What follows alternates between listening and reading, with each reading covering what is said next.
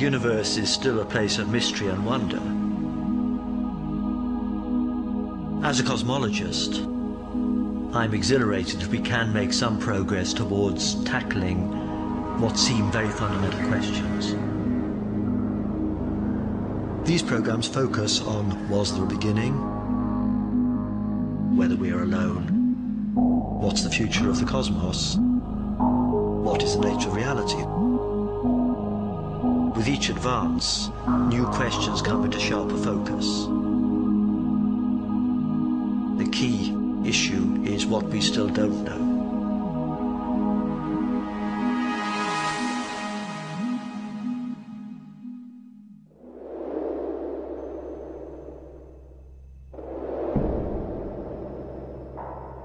We have no idea how widespread intelligence is in the cosmos. From our present knowledge, the most complex things we know about in the universe are ourselves. In particular, our brains. What's remarkable is that atoms have assembled into entities which are somehow able to ponder their origins. We have always been fascinated by our existence. Of all the wonders of creation, life is the most mysterious. And of all creatures, we are the most special. Surely there has to be a reason. Religion offers a simple explanation. God created everything, and only God knows why we are here. Science came to a different conclusion. It found no evidence for a grand plan. Yet recent discoveries have made scientists think again. It seems ancient notions may be closer to the truth than science has ever imagined. Perhaps there is, after all, a creator, and creation may not be what we think it is.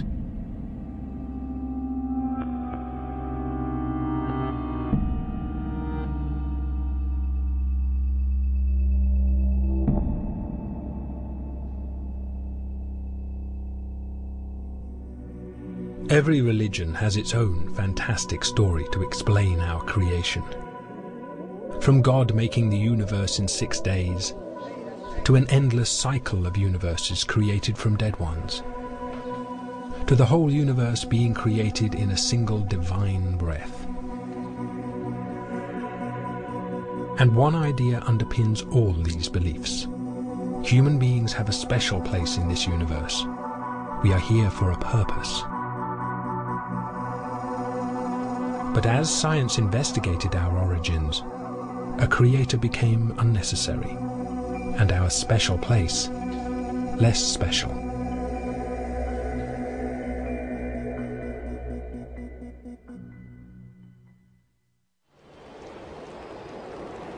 Historically, we humans have undergone a series of demotions, a series of blows to our ego. First, we sort of took for granted that everything was centered on us. Most religions and mythologies sort of reflect that. And then, of course, we realized that the world was much bigger than we thought.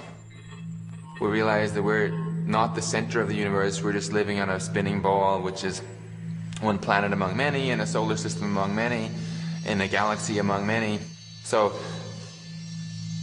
you might think at that point we should all just commit collective suicide and depression.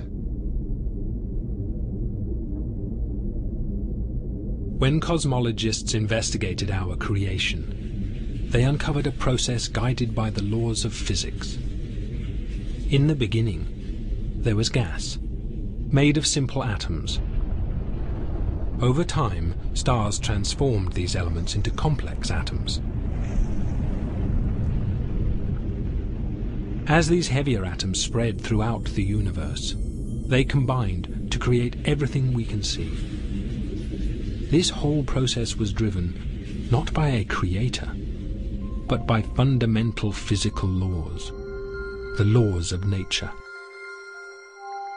Among these laws were values for the speed of light, the force of gravity, and the charge carried by electrons.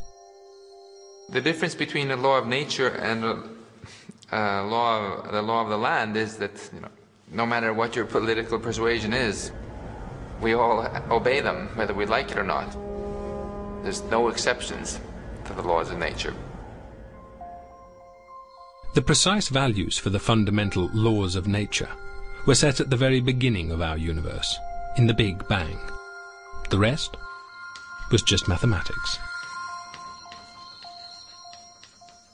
The Big Bang was, in a sense, rather simple. You can write down a rather short recipe. From that, you could, in principle, if you had a powerful enough computer, work out what would happen and end up with something rather like our universe. But could it really be that simple?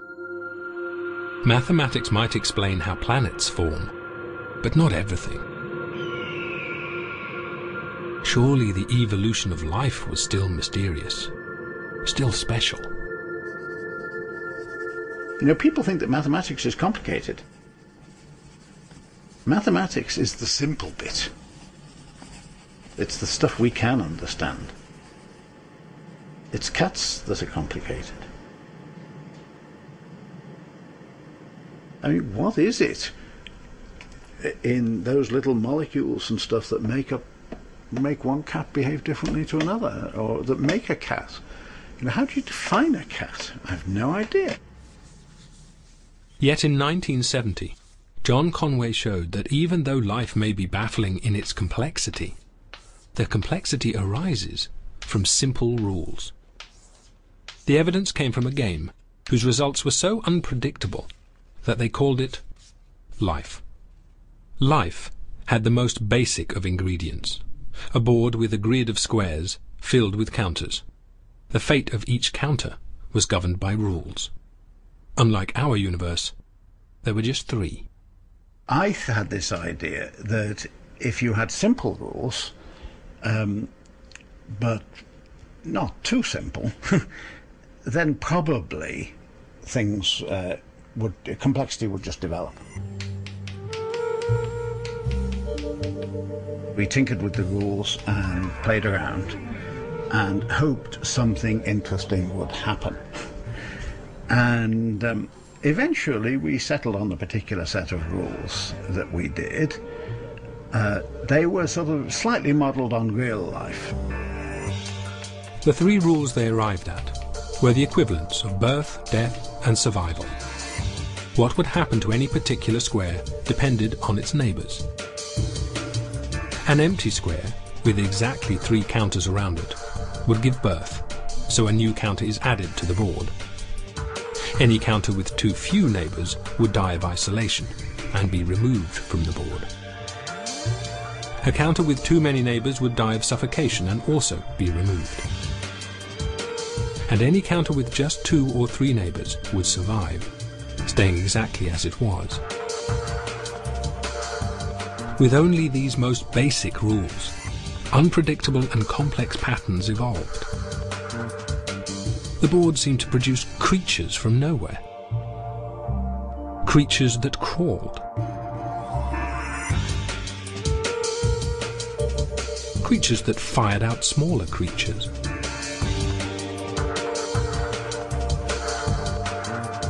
Pumps that looked like a primitive heart. Creatures that spewed out an endless chain of offspring. My little life game is surprising because from the simple rules one wouldn't expect to find things that move in a sort of purposive manner and surprise us. That's, I suppose, why we call it life. It mimics life to that tiny extent. Like a little mini-universe. Science dismantled the notion of life created with a purpose. In this rational universe, there's no need for a creator. There was no design in life, no design whatsoever.